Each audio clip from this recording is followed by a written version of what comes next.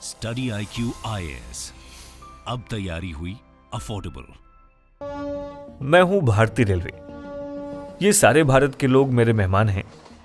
मैं लगभग 100 सालों से भारत की लाइफलाइन बना हुआ हूं। चाहे किसी को जम्मू कश्मीर से कन्याकुमारी जाना हो या फिर गुजरात से असम, लोग सबसे पहले मेरा ही ध्यान करते हैं। मैं रोजाना करीब 3 करोड़ लोगों को उनके मंजिल तक पहुंचाता हूं, जिसे आप इस तरीके से समझ सकते हैं कि पूरे ऑस्ट्रेलिया की कुल आबादी 2.75 करोड़ है। यानी इसका मतलब ये हुआ कि एक ऑस्ट्रेलिया से भी ज्यादा लोग रोजाना मेरे साथ सफर करते हैं।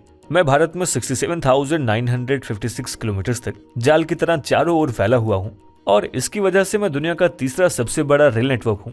मेरे पास 150 रुपए की लोकल ट्रेन से लेकर दुनिया की सबसे लग्जरी महाराजा एक्सप्रेस ट्रेन के साथ कुल 13,452 पैसेंजर ट्रेन है, जो लगभग 7,325 स्टेशनों को कवर करती हैं। साथ ही मेरे पास लगभग 8,702 फ्रेट ट्रेन भी हैं और मेरे इस नेटवर्क को चलाने के लिए 12 लाख से भी अधिक एम्प्लॉय काम करते हैं। लेकिन यहीं पर एक सवाल ये उठता है कि मैं इतनी सारी चीजों को मैनेज करने के लिए पैसे कहाँ से लाता हूँ, और सबसे बड़ा और सबसे जरूरी सवाल, उसे कमाने के लिए मुझे फायदा होता है नुकसान। आज आप इसी को इस वीडियो में समझने वाले हैं। स्वागत है आप सभी का स्टडी IQ। अनुराग पांडे नाम है हमारा, और ऐसे तमाम लेटेस्ट वीडियोस के अपडेट के लिए आप मेरे सोशल मीडिया हैंडल से जुड़ सकते हैं या वीडियो के कमेंट बॉक्स में दिए गए लिंक पर क्लिक करके भी आप वीडियोस को एंजॉय कर सकते हैं।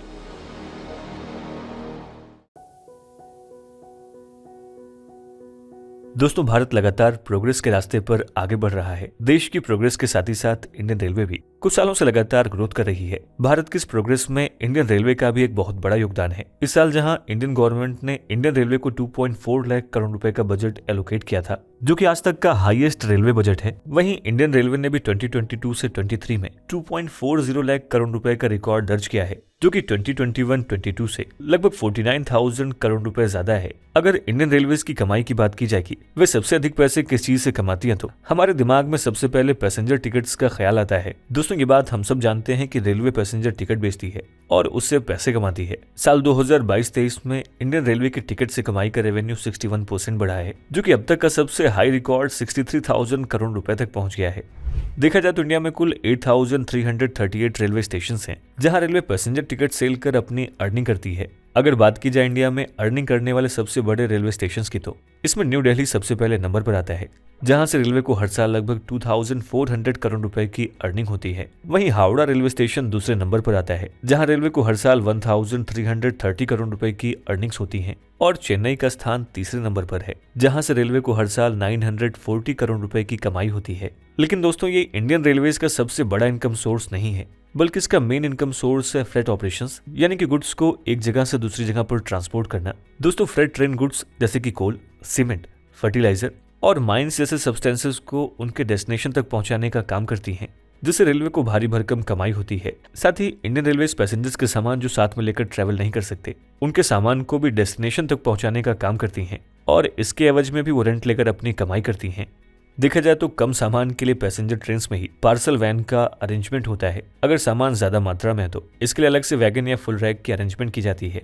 साल 2022-23 में इंडियन रेलवे ने फ्रेट ट्रांसपोर्टेशन के जरिए 1.62 लाख करोड़ रुपए की अर्निंग्स की थी, जो कि साल 2021-22 से 15% ज्यादा है। ये तो वैसे बड़े सामानों की बात है जो ट्रेन के द्वारा अपने डेस्टिनेशंस तक पहुंचते हैं। साथ ही कई बार कुरियर्स और पार्सल्स भी लोग ट्रेन से भेजते हैं। ऐसे पार्सल सर्विस से ट्रेन 700 करोड़ की अर्निंग करती है। दोस्तों, इंडियन रेलवेज ने पैसेंजर्स की सुविधा के लिए कुछ सिलेक्टेड स्टेशन और लॉन्ग डिस्टेंस की ट्रेन में कैटरिंग की फैसिलिटी भी दी हुई है, जहाँ से आप खाने पीने की चीजें खरीद सकते हैं। कई बार लोग रेलवे की दुकान या होटल से खाना खरीदते हैं, और इस तरीके से रेलवे की अर्निंग्स में 5% योगदान कैटरिंग सर्विस की है। दोस्तों, कैटरिंग सर्विसेज से रेलवे 2,000 करोड़ रुपए कमाती है। वहीं पेंट्री सर्विसेज में रेलवे 2,002 करोड़ रुपए कमाती है। दोस्तों, रेलवे में कैटरिंग अरेंजमेंट IRCTC के अंडर आता है, जो इंडियन रेलवेज की सब्सिडियरी कंपनी है। इन सब के साथ ही आपने रेलवे स्टेशन पर कई बार एडवर्टाइजमेंट भी देखे होंगे। दोस्तों, इंडियन रेलवे वहां पर इन एड्स को प्ले करने के लिए फी चार्ज करती है, और ये भी रेलवे के अर्निंग का एक सोर्स है। एक अनुमान के मुताबिक एडवर्टाइजिंग रेवेन्यू में भारतीय रेल को कुछ 400 करोड़ रुपए की अर्निंग होती है। एडवर्टाइजमेंट के साथ ही साथ पार्किंग्स भी इंडियन रेलवे के अर्निंग का एक जरिया है। दोस्तों, time to time Indian railways advertising and parking से रिलेटेड टेंडर की मांग करती हैं, और मांगे गए टेंडर पर ऑक्शन होता है, जिससे रेलवे की इनकम में बढ़ोतरी होती है। दोस्तों, वीडियो को कंटिन्यू करें उससे पहले आप सभी के लिए एक इंपॉर्टेंट अपडेट है।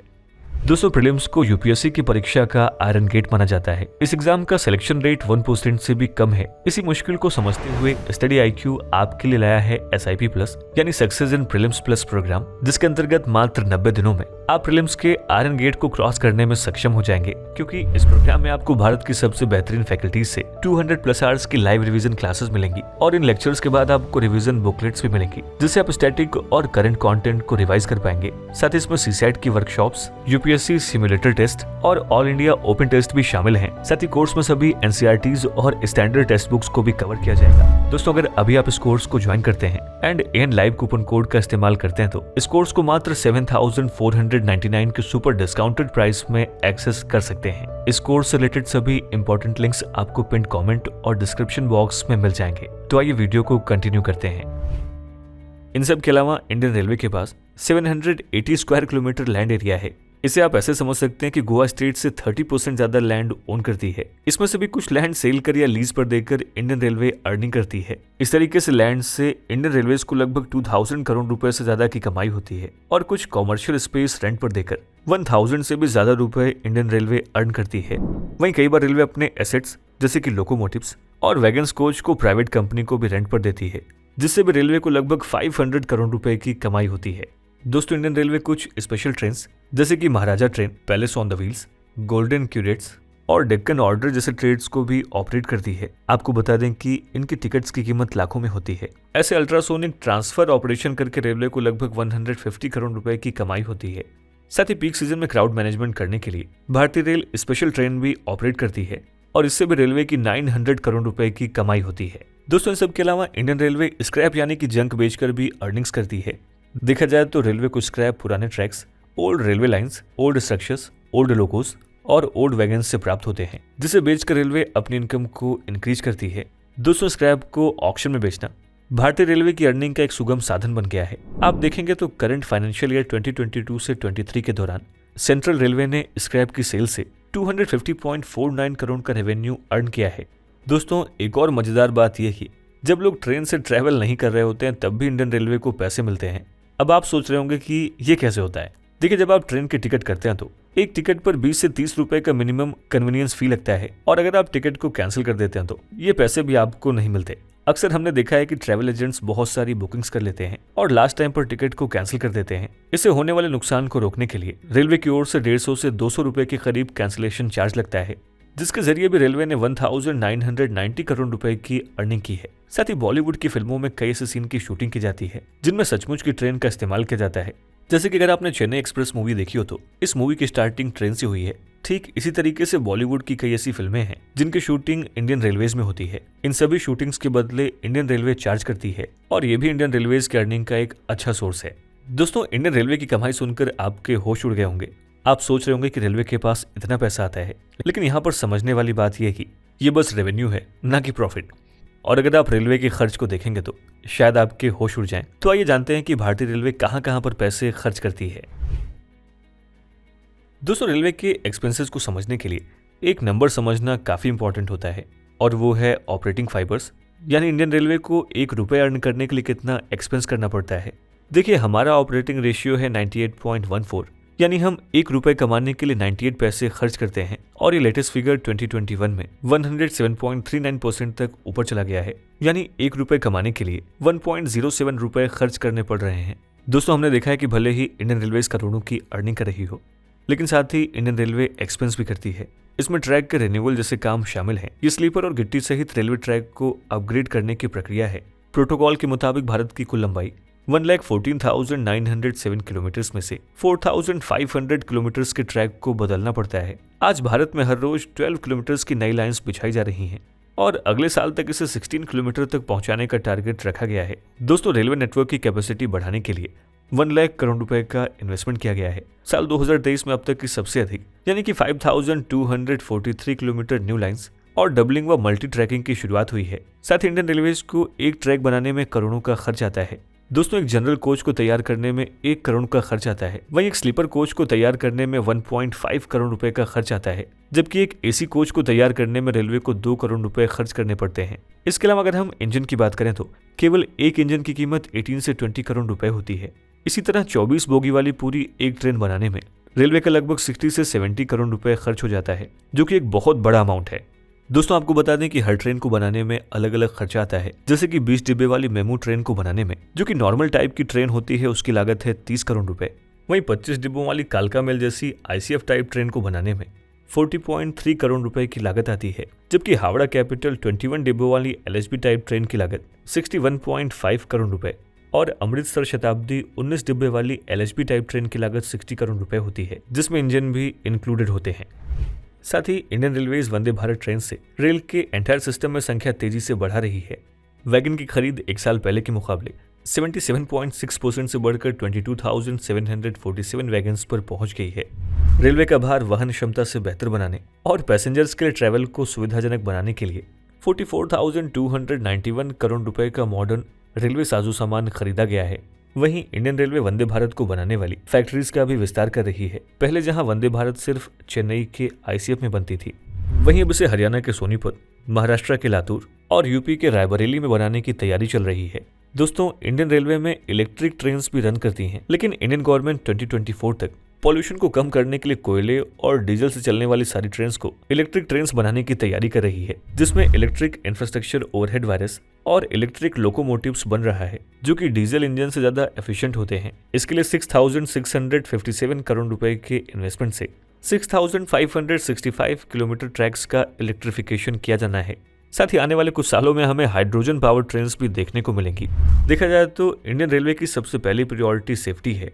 दोस्तों, अलग अलग सिक्योरिटी फंक्शंस के लिए फाइनेंशियल ईयर 2023 के दौरान नेशनल रेलवे सेफ्टी फंड के तहत 11,800 करोड़ रुपए का इन्वेस्टमेंट किया गया था। गवर्नमेंट ने ओल्ड प्रॉपर्टीज के रिन्यूअल की नीड को अप्रिशिएट करते हुए 10,000 करोड़ रुपए दिए हैं और रेलवे ने भी डिप्रिशिएबल एसेट्स को अपग्रेड करने के लिए इंटरनल रिसोर्सेज से 1800 करोड़ रुपए का कंट्रीब्यूशन दिया है।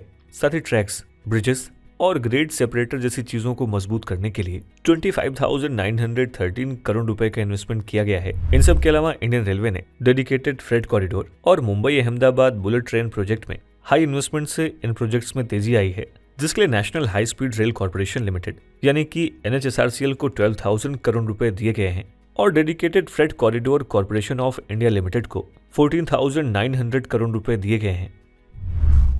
दोस्तों, वंदे भारत के सिस्टम पर भी इंडियन रेलवे काम कर रही है। बेहतर पैसेंजर फैसिलिटी और रेलवे की लोडिंग कैपेसिटी को बढ़ाने के लिए 44,291 करोड़ रुपए का मॉडर्न रोलिंग स्टॉक खरीदा गया है। देखा जाए तो 2022 से 23 के दौरान total global business services 1,59,244 crore रुपए था। इनके साथ ही रेलवे हर साल ट्रेन एंड स्टेशन की क्लीनिंग पर करोड़ों रुपए खर्च करती है। आपको जानकर हैरानी होगी, लेकिन स्टेशन एंड ट्रेन में पान गुटखा के दाग को साफ करने के लिए हजारों गैलन पानी लगता है, जिसका खर्च हर साल 1,200 करोड़ रुपए है। इन सब के अलावा रेलवे पैसेंजर की सर्विसेज के लिए करोड़ों की सब्सिडी देती है।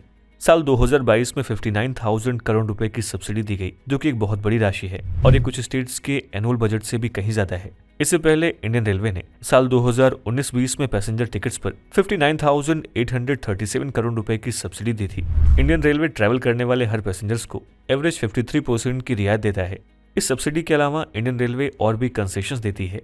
रेलवे में डिसेबिलिटीज पर्सन्स, स्टूडेंट्स और पेशेंट्स जैसी मल्टीपल कैटेगरीज के लिए सब्सिडीज दी जाती हैं। साथ ही रेलवे का एनुअल पेंशन बिल 60,000 करोड़ रुपए है और पे बिल 97,000 करोड़ रुपए है, जबकि साल 2022 में फ्यूल पर 40,000 करोड़ रुपए खर्च किया गया है। अब आप इस नंबर को कंपेयर करेंगे तो ये नंबर हमारे पैसेंजर रेवेन्यू से 1,27,000 करोड़ रुपए ज्यादा है। इसे देखते हुए ही 2015 में कमिटी ऑन रिस्ट्रक्चरिंग रेलवेज ने ऑब्जर्व किया कि ये कॉस्ट कितना मैनेजेबल है, क्योंकि जहां रेलवे का इनकम हर साल 6.3% की रेट से बढ़ रहा है, वहीं रेलवे का भी एक्सपेंसेस 7.2% की रेट से बढ़ रहा है। यानी जल्दी एक पॉइंट ऐसा आ जाएगा जब रेलवे के एक्सपेंस रेलवे के इनकम से कहीं ज्यादा होंगे। तो आइए जानते हैं कि इंडियन रेलवे को इससे फायदा होता है या नुकसान।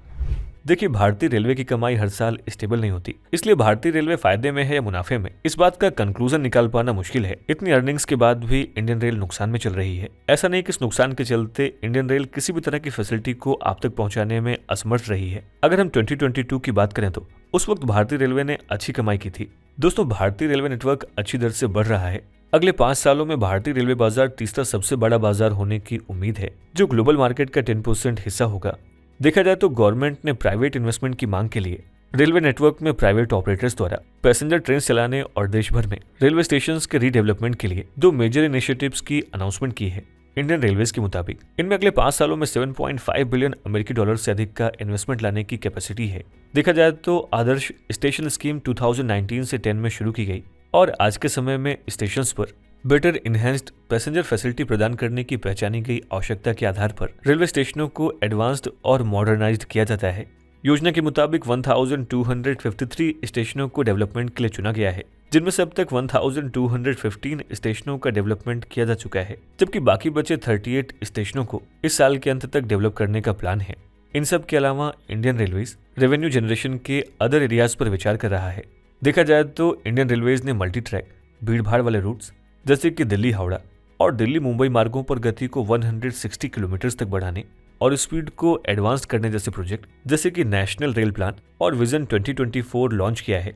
इसके साथ ही सभी गोल्डन क्वाड्रिलेटरल से गोल्डन डायगोनल पर 130 किलोमीटर प्रति घंटा और 2024 तक जीक्यू या जीडी रूट पर सभी लेवल क्रॉसिंग्स को खत्म करना है। दोस्तों, इंडियन रेलवेज लगातार विकास की ओर बढ़ती जा रही है। भारतीय रेलवे के आधुनिकीकरण और डिजिटलीकरण का हमारी इकोनॉमी पर व्यापक प्रभाव पड़ा है। इससे ट्रांसपोर्टेशन एफिशिएंसी में ग्रोथ, अर्बन और रूरल एरियाज के बीच अंतर में कमी और एम्प्लॉयमेंट जनरेशन के साथ गुड्स के ट्रांसपोर्टेशन में सुलभता आई है। यह सेक्टर इंडियन इकोनॉमी में महत्वपूर्ण भूमिका निभाने के साथ डेवलपमेंट को गति दे रहा है और देश के ओवरऑल डेवलपमेंट में योगदान दे रहा है। इन सब के अलावा इंडियन गवर्नमेंट और प्राइवेट सेक्टर को यह सुनिश्चित करने में महत्वपूर्ण भूमिका निभानी है कि इस क्षेत्र का मॉडर्नाइजेशन और डिजिटलाइजेशन जारी रहे ताकि इससे अर्निंग होती रहे और आने वाले सालों में ये क्षेत्र इंडियन इकोनॉमी में सिग्निफिकेंट कंट्रीब्यूटर बना रहे। दोस्तों, आपकी इस पर राय क्या है? हमें इस वीडियो के कमेंट सेक्शन में जरूर लिखें। स्टडी IQ IAS, अब तैयारी हुई अफोर्डेबल।